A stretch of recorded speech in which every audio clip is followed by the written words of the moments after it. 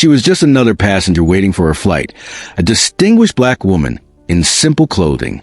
But to a wealthy white passenger and two airport police officers, her presence was somehow threatening. They had no idea who she really was. The international airport on Friday afternoon was a symphony of controlled chaos. Loudspeakers blared flight announcements in multiple languages, while suitcase wheels clattered across polished floors. The air carried the mingled scents of coffee, perfume, and recycled air conditioning. At Gate B12, where Flight 788 was preparing to depart for Chicago, Commander Janet Rhodes stood near the priority boarding line. At 65, she carried herself with military precision despite being dressed in civilian clothes. Simple black trousers and a light blazer. No flashy jewelry, just a quality watch and a leather handbag resting on her carry-on. After an exhausting classified debriefing at the Pentagon, she looked forward to a quiet weekend. Not far from Rhodes, Abigail Prescott fidgeted impatiently in the same line. The white woman in her 60s was draped in designer clothes and diamonds, her carefully made-up face twisted in perpetual displeasure. Her gaze swept critically over Rhodes, lingering with obvious disapproval. In Prescott's narrow worldview, a black woman couldn't possibly belong in priority boarding. She muttered loud enough for others to hear. These days, they let anyone in business class. Her prejudice was about to trigger a chain of events that would end careers and change lives forever. Prescott approached the gate agent, her tone both flirtatious and commanding. Why do I have to wait with those people? She jerked her chin toward Rhodes. Look at her. She looks suspicious. She's been staring at my luggage. I don't feel safe flying with her. The young gate agent tried explaining that Commander Rhodes had proper business class credentials, but Prescott continued making a scene, attracting the attention of two airport police officers patrolling nearby. Officer Riley, a weathered veteran with implicit biases etched into his worldview, approached with his younger, more aggressive partner, Officer Baxter. Prescott immediately pivoted toward them. Officers, thank goodness. That black woman keeps eyeing me and my bag suspiciously. I'm scared to be near her on the plane. Please check her thoroughly. The officers, already primed to believe the well-dressed white woman, approached Rhodes with unnecessary intimidation. Ma'am, step out of line.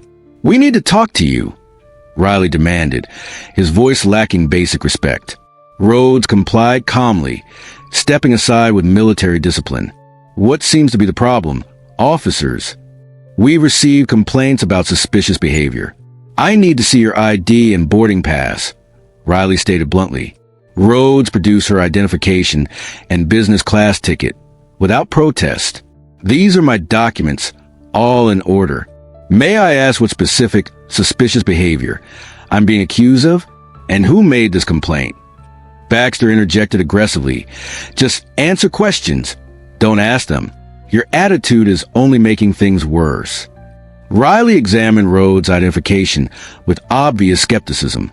Janet Rhodes, business class. His smirk conveyed volumes.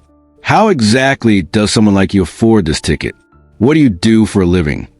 The blatant disrespect broke through Rhodes' composure. Drawing on decades of military discipline, she kept her voice measured but firm. You're questioning me based on prejudice and another passenger's unfounded accusations. My travel arrangements and profession are irrelevant to any legitimate security concern.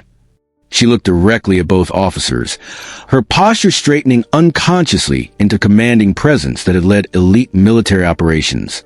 I am a United States citizen and a lawful passenger with the right to travel without harassment. Your questions and attitude are inappropriate and violate my civil rights. I'll need both your names and badge numbers, please. Her calm assertion of rights infuriated the officers, who had expected submissiveness. They were unaccustomed to being challenged, especially by a black woman. Who do you think you are? Baxter shouted, advancing threateningly. We're the law here. Riley's face twisted with anger. You uppity black woman, trying to play lawyer. We have the right to question anyone we deem suspicious. You want to miss your flight?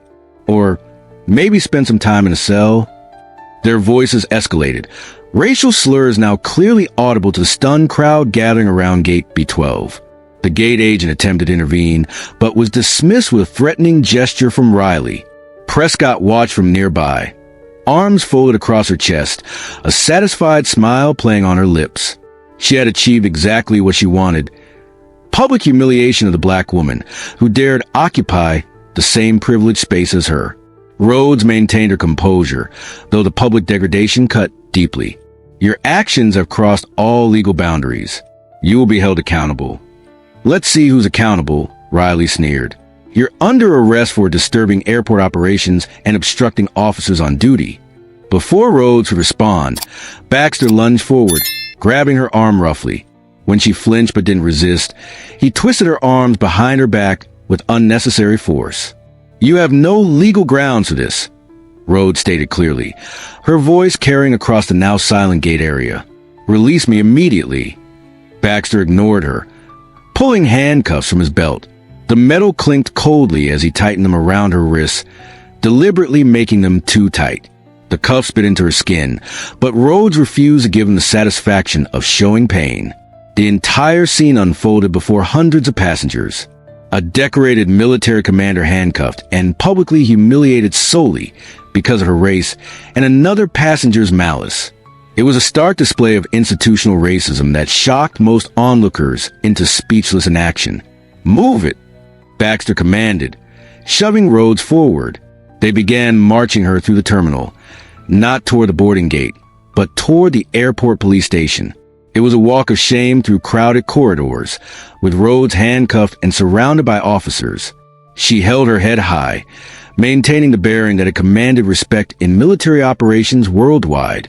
Though her wrists burned from the tight cuffs, she refused to show weakness. She felt countless eyes following her, some curious, some pitying, some judgmental. But her gaze remained forward, her mind already calculating her next moves with the strategic precision that made her legendary in military circles. As they led her through the terminal, Rhodes noticed security cameras and mentally logged their positions. She observed faces of witnesses, noting those who seemed particularly disturbed by what they were seeing.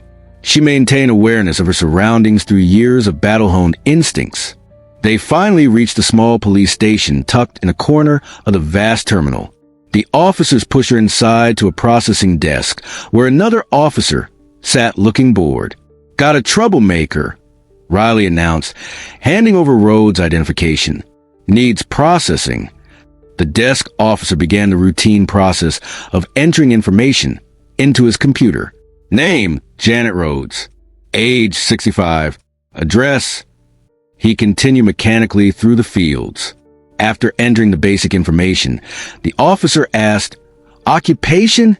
Rhodes, who had remained silent during processing, raised her eyes directly to the desk officers, then swept her gaze over Riley and Baxter, who stood nearby, arms crossed smugly.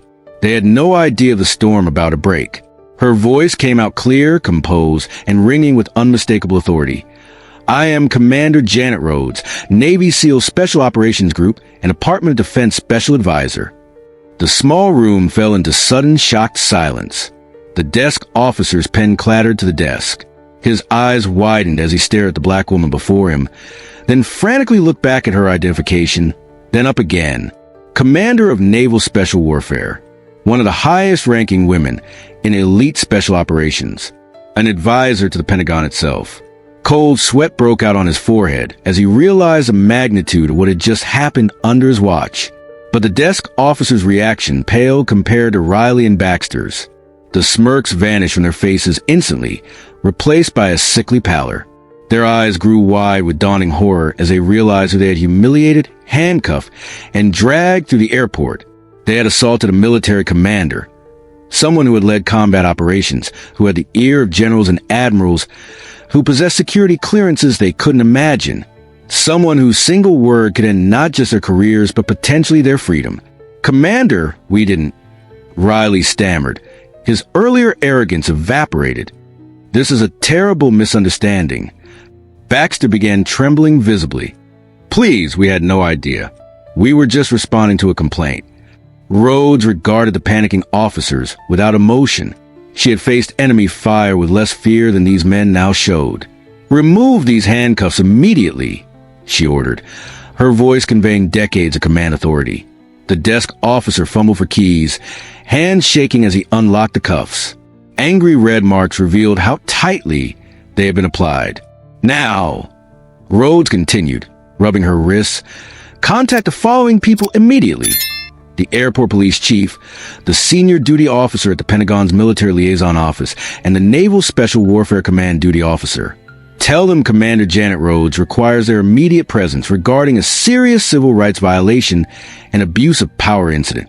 The desk officer reached for his phone, trembling.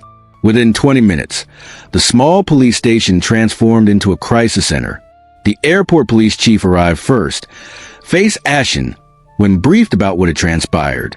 Shortly after, military officials in uniform arrived, including a Navy captain and 2 Marine Corps officers who served on the Pentagon liaison team.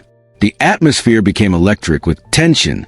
Riley and Baxter stood against the wall, all color drained from their faces, as they watched high-ranking military and civilian authorities fill the room.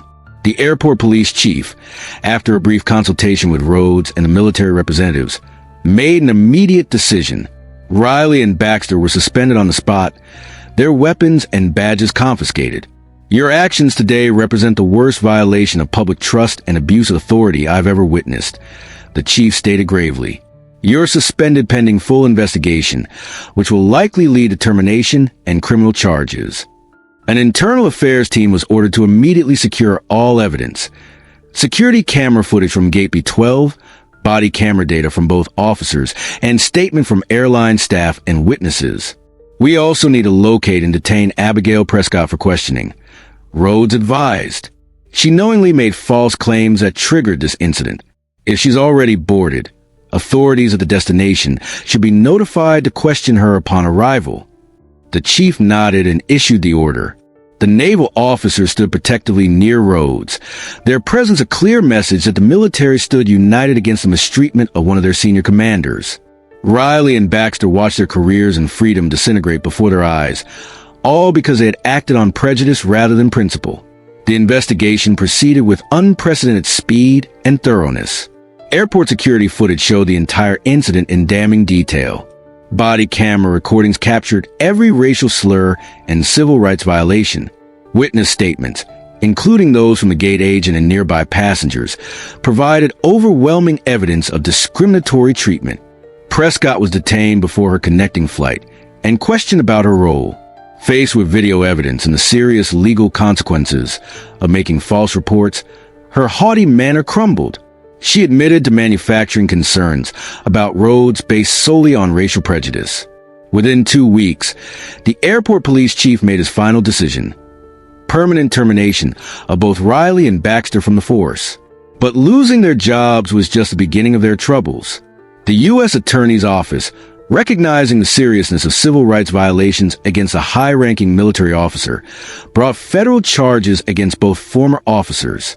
They faced counts of deprivation of rights under color of law, false imprisonment, and conspiracy to violate civil rights. The trial attracted significant media attention, highlighting issues of racial profiling and abuse of authority. The prosecution presented irrefutable evidence, including security footage that clearly showed Rhodes had done nothing remotely suspicious before being approached. The jury deliberated for less than 3 hours before finding both men guilty on all counts. At sentencing, the federal judge delivered stern remarks. "Your actions represent a fundamental betrayal of the public trust. You weaponize your authority based on racial bias, bringing shame to the badge you wore and undermining community trust in law enforcement everywhere." Riley and Baxter received 4-year sentences in federal prison, punishment that many saw as appropriate given the egregious nature of their conduct. For Prescott, the consequences came in both criminal and civil form. She pleaded guilty to making false statements to law enforcement, receiving a suspended sentence and $100,000 fine. Additionally, Commander Rhodes filed a civil lawsuit against her for defamation and emotional distress, resulting in a settlement of over $500,000. The case prompted the airport authority to institute mandatory bias training for all security personnel and establish new oversight protocols for detention procedures. The incident became a case study in police academies nationwide on the dangers of implicit bias and the legal consequences of discriminatory enforcement. Commander Janet Rhodes returned to her duties at the Pentagon with the same quiet dignity she had shown throughout the ordeal. Though the incident had been painful and humiliating, she used her platform to advocate for systemic changes in law enforcement training and accountability. In the months following the incident, she was invited to speak at police academies and military leadership conferences about bias in security operations. Her message was always measured but clear. When prejudice guides enforcement, both justice and security are compromised. The military community rallied around her, with the Secretary of the Navy publicly commending her composure and courage. Her experience became a powerful teaching moment about the discrimination Black service members often face despite their sacrifice and service. For many Americans, the image of a decorated Navy SEAL commander in handcuffs because of racial profiling forced difficult conversations about the persistence of racism, even against those who dedicate their lives to protecting the nation. Rhodes never sought the spotlight from this incident, but she refused to stay silent. "I faced enemy fire in defense of American ideals," she often said. "I cannot remain quiet when those same ideals are violated on American soil." Her story became a powerful reminder that respect and dignity should be afforded to all citizens, regardless of race. Have you ever witnessed discrimination or stood up against injustice? Share your experiences in the comments below. How would you have reacted if you were a witness to Commander Rhodes' situation? Don't forget to subscribe for more powerful stories that challenge us to confront uncomfortable truths and build a more equal society.